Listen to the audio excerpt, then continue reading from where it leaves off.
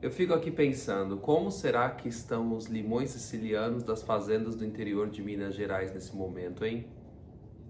Gente, tudo bem? Eu voltei aqui com o canal e lógico que eu voltei bem no momento em que uma das polêmicas mais interessantes que eu consigo acompanhar na internet, porque é muita coisa, todo dia é uma polêmica diferente, foi com relação ao terremoto no mercado de luxo mundial com relação a que esses produtos que se dizem made in France, made in Italy, que foram feitos na França, na Itália, eles foram realmente feitos ali ou eles foram feitos na China?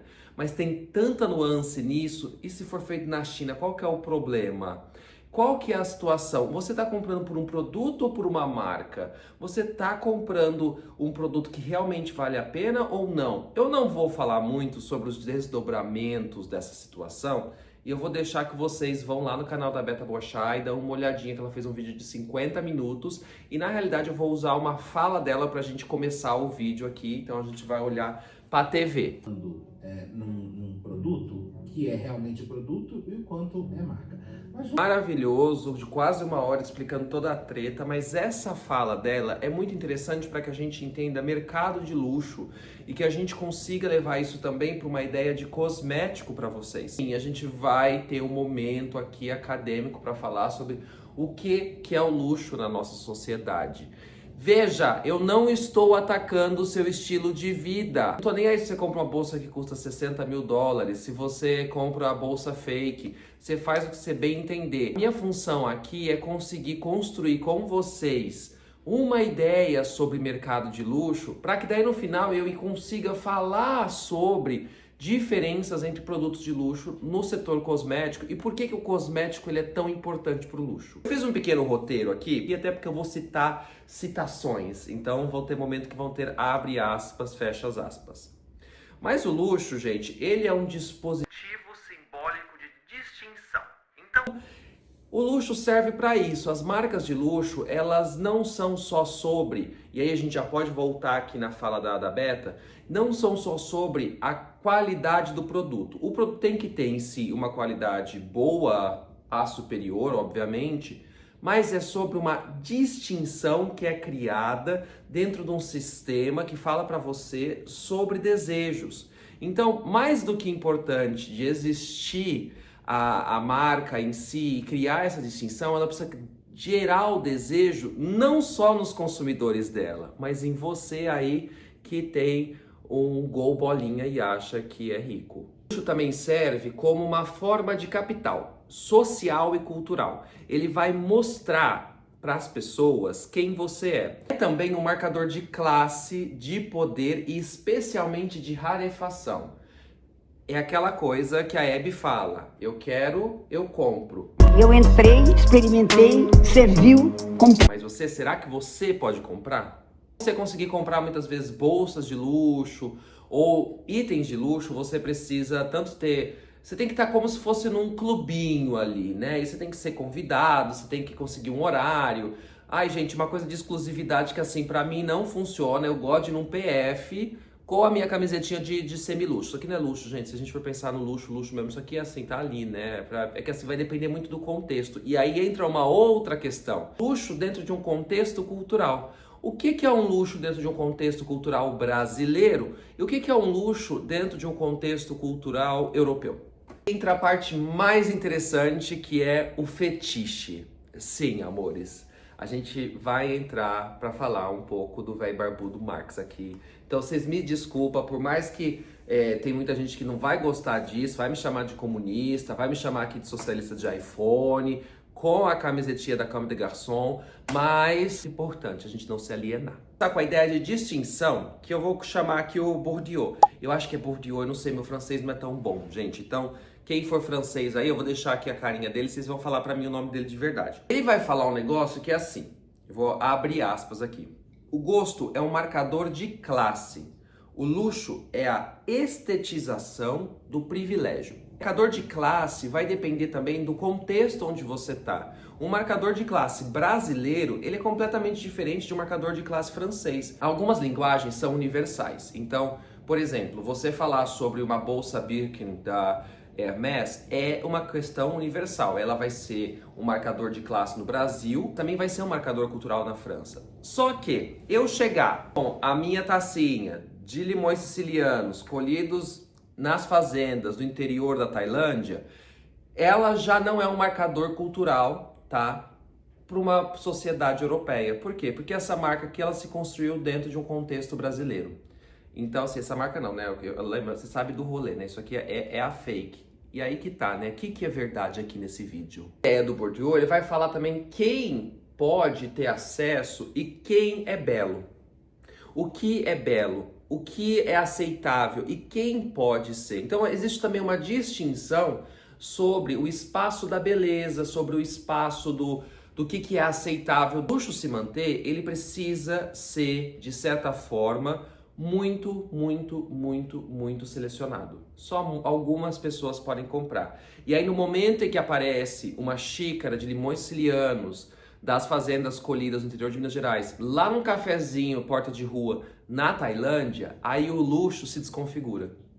Entende onde eu tô chegando com vocês? Que você não pode ter acesso a tudo, porque você é pobre. Então, se você ter acesso a tudo, o marcador de que você é pobre pode comprar. A culpa é tua. Se ainda por cima é pobre, a culpa é tua. Vou trazer mais dois carinhas aqui pra gente conversar. Um que eu adoro os livros dele, são curtinhos, são legais, mas você sai um pouco assim, é meio Black Mirror até às vezes, que é o Byung-Chul Han. E ele fala um pouco sobre essa mudança entre essa sociedade do controle, do Foucault, e traz para uma sociedade do desempenho, CEO de MEI, né, gente? E a gente começa a entender um outro aspecto do luxo, que é sobre essa exclusividade, mas o quanto que você precisa mostrar que você é exclusivo. Não é à toa que as marcas têm lá os seus distintivos, a forma da bolsa, até mesmo a logo, esse coraçãozinho vesgo. Então aí você tem, por exemplo, né, isso sendo amplificado com essa ideia agora dessa sociedade hiper de desempenho com rede social. Junto com isso, eu trago aqui a ideia do Jean Baudrillard. Meu gente, precisam desculpar meu francês mesmo, tá?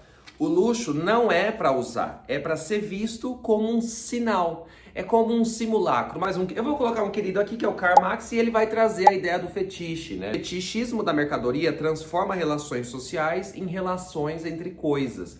Então a gente, hoje em dia, não vai falar mais só sobre a relação do consumo como algo prático, mas como algo até mesmo da sua existência e do seu poder de desejo. Viver em função desses tipos de signo, para que a gente consiga, dentro da nossa realidade, criar esses espaços exclusivos. Entende? É isso mais ou menos que o luxo vai propor para a gente. E que dentro dessas ideias, elas vão sendo criadas, não porque a gente acorda um dia e fala, eu vou ser luxuosa, né? Vou mimimei.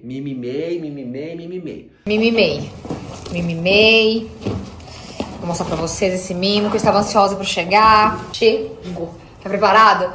Eu quero que você fale aquilo. Tá. Você chega aqui e você fala. 1, 2, 3 e... Não é isso.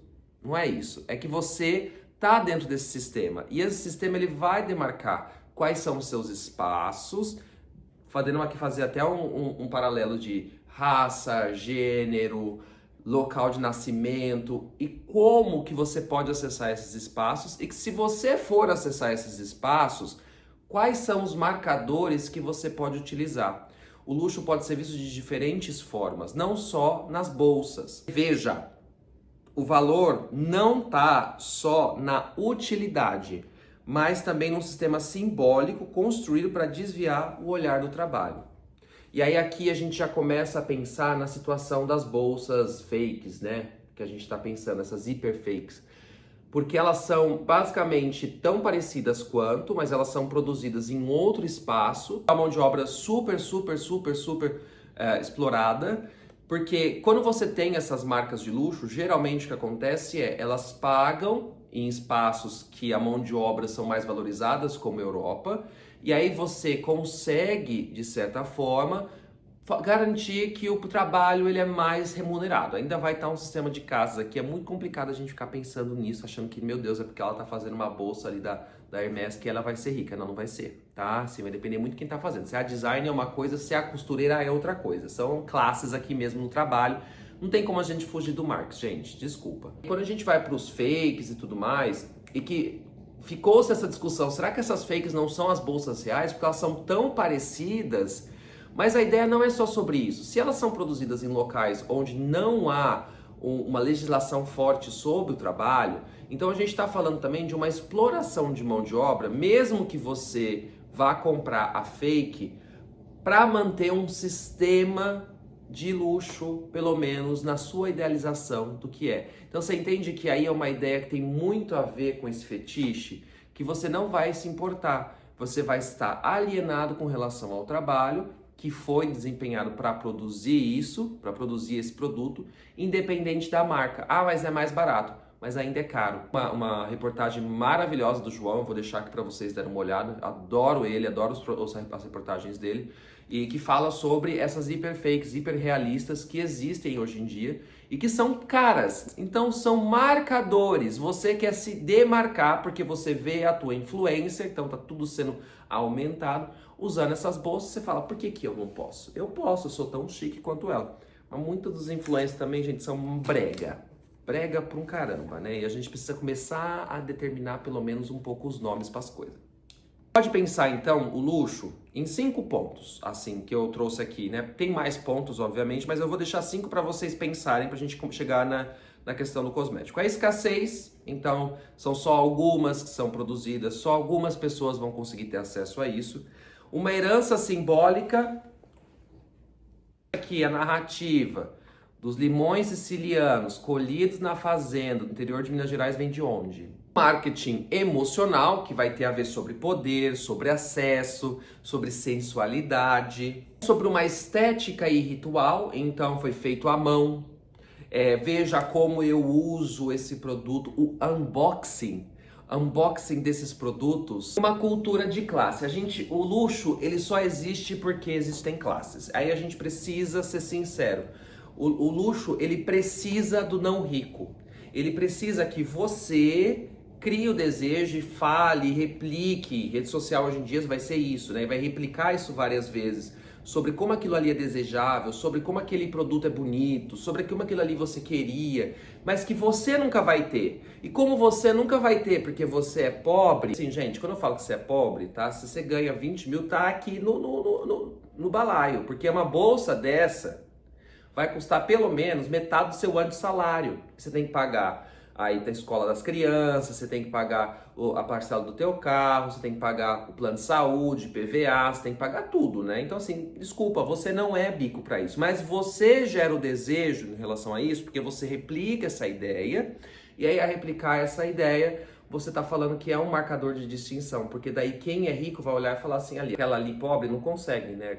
A Suzy, né? Não vai conseguir. Então a Barbie vai olhar pra Suzy e falar, se a Suzy não consegue, né? Entende que o que eu tô querendo dizer pra vocês aqui não é pra gente chegar e fazer uma revolução e fazer alguma coisa assim, mas se quiser também você acha de uma elegância. Da forma como a gente se estrutura hoje enquanto sociedade, dentro de uma rede social que é hipervigiada, com uma grande replicação, você tem um grande desempenho, você precisa sempre ser a sua melhor forma, e você associa a sua melhor forma com dinheiro e com necessariamente esses locais de acesso que são restritos. O que a gente está falando é, enquanto a gente não consegue ter acesso ao luxo, a gente vai replicar o luxo como forma de garantia do local que a gente precisa chegar. E muitas vezes não precisa ser. Mas isso não quer dizer que você não possa ter uma bolsa dessas. Você não possa ter, seja ela da marca, seja ela hiperfake. O que eu tô querendo trazer para vocês aqui é que para vocês entenderem que existe um sistema que vai privilegiar determinadas pessoas em detrimento de outras. E esse sistema que vai garantir que exista, então, o luxo. Bom, mas aí eu falei tudo isso. Como que os cosméticos, eles entram no meio do mercado de luxo? Por que você falou lá no começo do vídeo que os cosméticos são muito importantes para o luxo? Os cosméticos são muito importantes para o luxo porque eles são mais acessíveis. Você provavelmente não consegue comprar uma bolsa da Hermès. Mas você consegue comprar um perfume muitas vezes. O cosmético ele é um item de consumo mais acessível, apesar de ele ser um item de consumo que é mais perene. Então ele vai acabar mais rapidamente do que uma bolsa. E muitas vezes essas bolsas, até mesmo para quem consome luxo, então veja lá o perfil da Cíntia, do Makeup Atelier, vocês vão entender que muitas pessoas compram até mesmo como investimento, porque essas bolsas vão ficando mais caras e mais caras e mais caras. É o Bitcoin das senhoras ricas. Cosmético, você já não vai comprar um perfume achando que isso vai ser valorizado. Você pode se autovalorizar de acordo com esse processo. E quer dizer que esses produtos eles realmente são muito melhores? Olha, eles têm uma necessidade de entregar um desempenho. Se eles custam aquilo, é uma outra história. E aí eu gosto de pegar 2 cremes pra gente sempre discutir isso, né? Sempre o creme Nivea, um histórico maravilhoso, também o La Mer. E por que eu gosto de pegar esses 2? Porque os 2 são emulsões água em óleo, estabilizados com cera microcristalina e álcool de lanolina, que é uma base que foi desenvolvida para o creme Nivea. Mas essa base foi tão revolucionária que aí você consegue aplicar para o La Mer, por exemplo. E aí aplicando para esse outro produto, você consegue desenvolver um produto que tem um sensorial mais agradável que o Nivea, um cheiro diferenciado, vão ter alguns óleos diferentes, vai ter um potencial antioxidante provavelmente ali. Ele vai ser melhor? Sim. O preço vai se justificar? Veja, eu peguei aqui até para ver o preço. O creme La Mer custa cerca de 400 euros por 60 ml de produto. Enquanto que com menos de 15 euros, você compra 1 litro de creme Nivea. Ambos são hidratantes. A diferença aqui é exatamente sobre o produto que você está usando. O cosmético, até então, o perfume ele era muito mais importante nesse aspecto para o mercado de luxo. Por quê? Porque o perfume você sente quando você sai. O cosmético, antes desse boom da rede social, ele já não era tão importante porque ele ficava na tua casa. A não ser os que você levava na bolsa, então os itens de maquiagem, o batom e tudo mais. No momento em que você começa a abrir a tua casa para receber centenas de milhares de estranhos para ver como que é a sua rotina de cosmético, o que você está fazendo você está mostrando qual que é o seu poder de acesso e o que você usa. Então, quais que são os desejos que você pode criar nessas pessoas? Entende que no final das contas não é só sobre é melhor, vai me trazer resultados do que eu quero, a bolsa, ela não sei o que. Não é sobre isso, é um marcador. É um marcador sobre poder, privilégio, acesso e até mesmo sobre beleza.